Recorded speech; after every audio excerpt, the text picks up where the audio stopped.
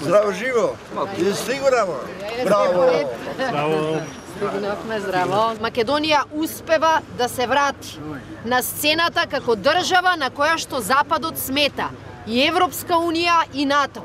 И ни велат, вие завршете вашата работа, ние ќе ви помогнеме Македонија да биде стабилна, сигурна и да оди напред. Зборуваме и за тоа дека парите ќе се насочат европски дадени кон вистинските проблеми на граѓаните. Општински потреби, државни потреби, економија, малите бизниси, водоводи, канализации и пречистителни станици.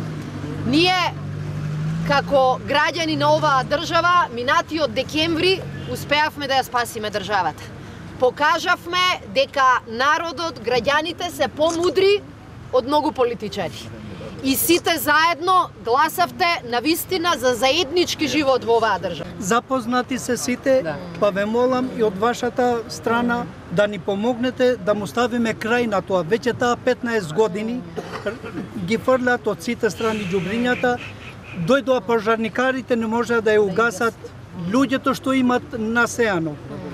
Пасат кравите, паперки, падлиџани, ние ги јадиме, а тие се отровани сите. Па ве молам, знам дека за толку малку време не можете и вие да го решите, но да го имате во предвид ово нашето барање, во моје име и во името од Врапчиште па до Градец и натаму.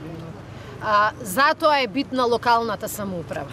Прашањето на депонии и отпад ја труе цела држава. Верувајте, ние највеќе гледавме Струга што се случуваше, Тетово што се случуваше со дивите депонии, меѓутоа тие се еколошки бомби низ цела држава, вклучително и Скопската депонија која иако многу пари се дадоа внатре, не го решава проблемот.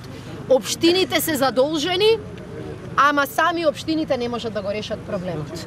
Но ни требаат градоначалници и совет кои ќе сакаат да ги решат вистинските проблеми, а не да градат споменици, не да крадат пари. И затоа можам да ви кажам дека веднаш после локалните избори ќе почнеме разговор со сите региони.